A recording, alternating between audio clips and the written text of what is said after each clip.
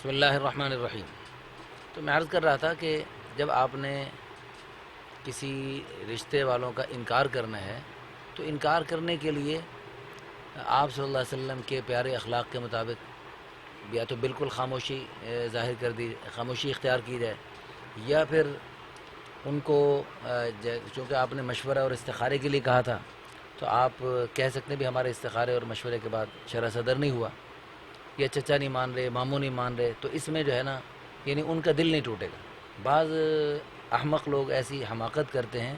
کہ لڑکی ہے بیچاری، اس کا کوئی عیب بتاتے ہیں کہ اس کا قد چھوٹا ہے، اس کا رنگ صحیح نہیں، اس کا ایسا مسئلہ ہے، فلاں مسئلہ ہے، اس کی وجہ سے بچیاں بیچاری نازک ہوتی ہیں پھول جیسی، اور ان کے دل پہ بہت بڑی چوٹ لگتی ہے اور اس کے بڑے بڑے نقصانات سامنے آئے۔ ایک خاتون نے مجھے شکایت کی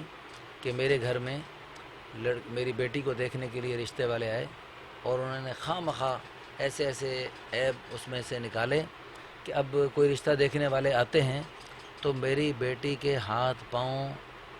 ہاں جی کالے پیلے ہو جاتے ہیں اور اس کی عجیب نفسیاتی دباؤ کا شکار ہو جاتی ہے۔ تو بہت غیر مناسب حرکت ہے یہ جو لوگ کرتے ہیں ایسا۔ تو میں عرض کر رہا تھا کہ حضور صلی اللہ علیہ وسلم نے بھی اس خاتون نے جب اپنے آپ کو پیش کیا نکاح کے لیے تو اپنے آپ کو پیش کرنا یہ کوئی بری بات نہیں ہے۔ جیسے اس خاتون نے حضور صلی اللہ علیہ وسلم کے سامنے اپنے آپ کو پیش کیا تو آپ صلی اللہ علیہ وسلم نے اس کو نہیں فرمایا کہ تو عجیب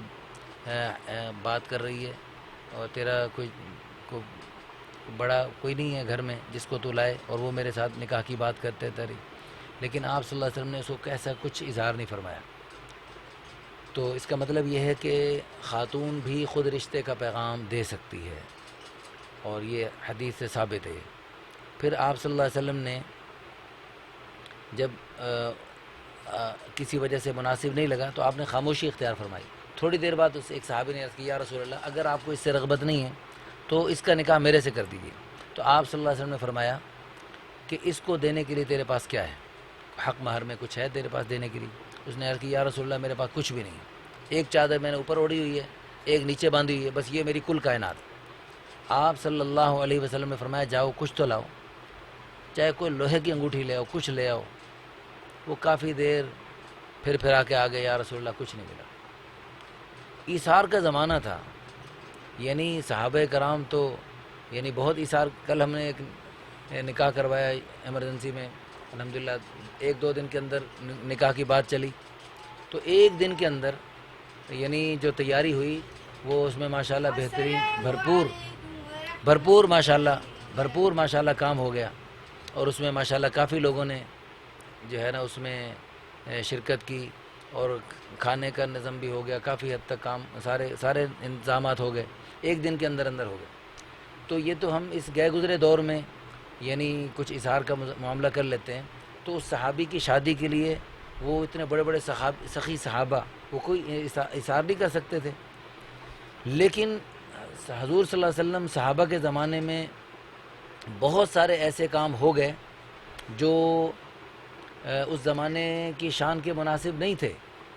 لیکن وہ ہمیں سبق سکھانے کے لیے وہ ہوئے تاکہ ہمارے لیے اس میں سے کوئی جو سبق کا پہلو بنتا ہے وہ بن جائے۔ وہ اس میں ایک سبق کا پہلو بنتے ہیں، ایک بندہ بالکل کچھ بھی نہیں ہے اس کے پاس، اس کی بھی شادی ہو سکتی ہے، یہ ایک سبق سکھانا تھا۔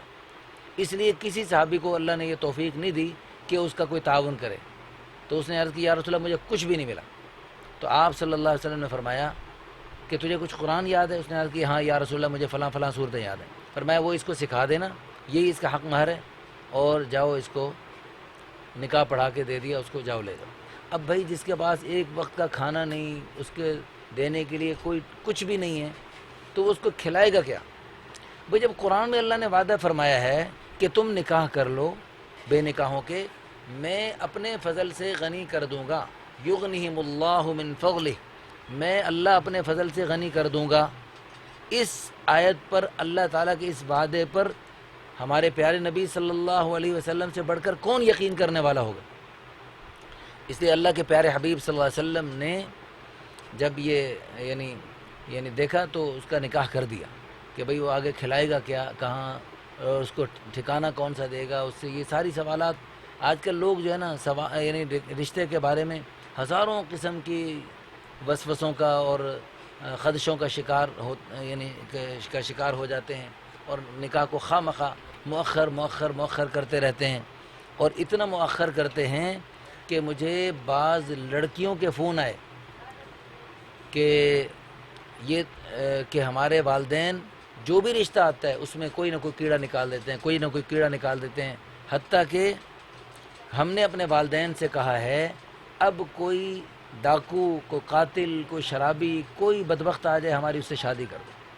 جو بھی رشتہ آتا ہے اب اس میں کوئی نہ کوئی کیڑا نکال دیتے ہیں، بھائی فرشتہ تھوڑی آئے گا، جو بھی انسان ہے اس میں کوئی نہ کوئی تو کمی ہوگی، تو آپ جو ہے نا اس میں یعنی کوئی ہمارے لیے کوئی آسمان سے اترا ہوا کوئی فرشتہ دیکھنا چاہتے ہیں جس سے ہمارا نکاح کریں گے، بھائی جو بھی انسان ہے اب شادی کر دو، بہت ہو گئی انتظار کرتے کرتے اور راہیں تکتے تکتے۔ اللہ تعالی ہم سب کو دین کی سمجھ نصیب فرمائے، اور دین کی سمجھ میں کمی ہے، اور یہ بہت بڑی ہے، یہ بھی اللہ سے مانگنی چاہیے۔ حدیث پاک میں آتا ہے من یرید اللہ بہ خیرا یفقہہ فی الدین، اللہ تعالیٰ جس کے ساتھ بھلائی کا ارادہ فرماتے ہیں اس کو دین کی سمجھ عطا فرماتے ہیں۔ اللہ تعالیٰ ہم سب کو دین کی سمجھ نصیب فرمائے۔ جب دین کی سمجھ مل جائے گی تو پھر ہمیں آسانی سے نکاح کرنا ہے جی، اور سنت کے مطابق سادگی سے نکاح کرنا وہ ہمارے لیے اللہ تعالیٰ آسان فرما دیں گے۔ اور عجیب بات ہے، آپ دیکھیں کہ جو شادی میں رسم و رواج ہیں اور اس میں ہزاروں لاکھوں روپے خرچ ہوتے ہیں وہ آسان لگتا ہے، اور سنت کے مطابق بالکل سادہ شادی کرنا وہ مشکل لگتا ہے۔ آسان کام مشکل ہو گیا چونکہ مروج نہیں، آسان کام مروج نہیں ہے، رواج میں نہیں ہے، وہ مشکل ہو گیا۔ اور جو مشکل ترین کام ہے جس کے لیے قرض لینا پڑتا ہے، بھیک مانگنی پڑتی ہے، اور پتہ نہیں کتنے گردے تک بیچنے پڑتے ہیں بعضوں کو، وہ جو مشکل ترین کام ہے وہ آسان ہے کیونکہ وہ رواج میں ہے۔ تو ہماری نکاح آسان تحریک کا مقصود یہ ہے کہ اللہ کرے آسان نکاح، سنت کے مطابق سادہ نکاح وہ رواج میں آ جائے، تو جب رواج میں آ جائے گا تو پھر انشاءاللہ آسانی سے لوگ سنت کے مطابق سادگی سے نکاح کر لیا کریں۔ تو اس کے لیے میری تمام دنیا بھر کے لوگوں سے درخواست ہے، جو بھی اس وقت ہمیں دیکھ رہے ہیں، سن رہے ہیں، ان سب سے گزارش یہ ہے کہ نیت فرمائیں۔ اگر لڑکے لڑکیاں خود سن رہے ہیں تو وہ بھی نیت کریں ہم نے اپنی شادی کو سنت کے مطابق سادہ کرنا ہے۔ اگر والدین اور سرپرست حضرات سن رہے ہیں تو وہ بھی نیت فرمائیں کہ ہم نے اپنے بچیوں کی شادیاں سنت کے مطابق بالکل سادگی کے ساتھ رسم و رواج سے پاک کرنی ہے۔ تو اللہ کی قسم جو شادی سنت کے مطابق رسم و رواج سے پاک ہوگی، اللہ رسول کی چاہت کے مطابق ہوگی، اس شادی کے دوران اللہ تعالیٰ کی طرف سے تقریب میں شرکاء پر اللہ کی رحمت اور محبت بھری نظریں پڑیں گی، اور اللہ تعالیٰ اس شادی کو خانہ آبادی کرنے کا فیصلہ فرما دیں گے، اور خدا نخواستہ اس شادی کو دنیا بھر کی رسم و رواج سے ہم نے بھر دیا، اور اس میں یعنی ہندوؤں کی رسمیں اور یہودیوں کی رسمیں اور عیسائیوں کی رسمیں بھر دیں، تو پھر اللہ نہ کرے جب اس قسم کی شادی ہوگی تو اللہ تعالیٰ کی غصے، غضب اور قہر بھری نظریں پڑیں گی، اور اللہ تعالیٰ اس شادی کو خانہ آبادی کی بجائے شادی خانہ بربادی بنانے کا اللہ فیصلہ فرما دے، اور بل تو طلاق ہو جائے گی، اور طلاق نہ ہوئی تو ایسی خطرناک اولاد وجود میں آئے گی جو دنیا میں بھی ماں باپ کے سر پہ جوتے مارے گی، اور آخرت میں بھی ماں باپ کے لیے پریشانیوں کا باعث بنے گی۔ ایک یہ جو ہے نا قرآن میں آیت وقال الذین کفروا ربنا ارنا الذین اضلانا من الجن والانس نجعلہما تحت اقدامنا لیکونا من الاسفلین، اس آیت کی تفسیر میں ایک بڑے مفسر صاحب نے بڑی خوبصورت ایک بات فرمائی۔ انہوں نے فرمایا کہ جیسے کافر لوگ کہیں گے کہ یا اللہ وہ ہمیں دکھاؤ، جن لوگوں نے، جن جنوں نے اور انسانوں نے ہمیں گمراہ کیا، ہمیں دکھاؤ وہ کدھر ہیں، آج ہم ان کو اپنے پاؤں کے نیچے رون گے۔ تو جیسے کفر کے لیے گمراہ کرنا ہے، ایسے اپنی اولاد کو غلط، ان کی صحیح تربیت نہ کرنا اور ان کی تربیت میں کوتاہی کرنا، جس کی وجہ سے اللہ نہ کرے وہ نافرمان ہو گئے، اللہ کے نافرمان، حضور کے نافرمان اور دین کے خلاف چلنے والے بن گئے ہماری تربیتوں میں کوتاہی کی وجہ سے، تو پھر اللہ نہ کرے یہ اولاد قیامت والے دن اللہ سے درخواست کرے گی ربنا، یا اللہ ہمیں دکھائیے ارنا الذین اغلانا من الجن والانس، جنوں اور انسانوں کی وجہ سے اور جن والدین کی وجہ سے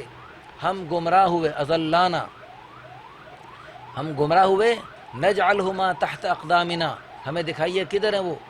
تو ہم ان کو اپنے پاؤں کے نیچے روندیں گے۔ تو ایسے ظالم ماں باپ کو جو اپنے بچوں کی نیک تربیت کا اہتمام نہیں کرتے اور ان کو غلط راستوں پہ چلاتے ہیں اور ان کو ایسے اداروں میں تعلیم دیتے ہیں جس میں اسلام کے خلاف تعلیمات دی جاتی ہیں، تو ان کو بھی، وہ بھی ظالم ماں باپ کو اولاد قیامت کے دن اپنے پاؤں کے نیچے روندے گی۔ اللہ تعالی ہم سب کو اس کے برعکس اپنے بچوں کی نیک تربیت کرنے کی، بلکہ اپنے بچوں کے سینوں کو قرآن و حدیث کے نور سے منور اور مزین اور معطر کرنے کی توفیق عطا فرمائے، تاکہ اللہ کرے ہم اپنے بچوں کی وجہ سے ہمارے قیامت والے دن ہمارے اعزاز ہوں۔ جو والدین اپنے بچوں کو قرآن پڑھاتے ہیں، حافظ بناتے ہیں، قیامت کے دن ان کو سورج سے زیادہ روشن اور چمکدار تاج پہنائے جائیں گے۔ ادھر سے بری تربیت کرنے والوں کو اولاد اپنے پاؤں کے نیچے روند رہی قیامت کے دن ساری دنیا کے سامنے، اور نیک تربیت کرنے والوں کے اللہ تعالیٰ کی طرف سے اولاد کی نیک تربیت کی برکت سے اعزاز کیے جا رہے اور ان کو جو ہے سورج سے زیادہ روشن چمکدار تاج پہنائے جا رہے۔ اللہ تعالیٰ ہم سب کو ان والدین میں سے بنائے، اور اللہ ہمیں اپنے والدین کے لیے بھی ایسی سرخروئی کا، دنیا آخرت میں نیک نامی کا ذریعہ بنائے۔ آمین ثم آمین۔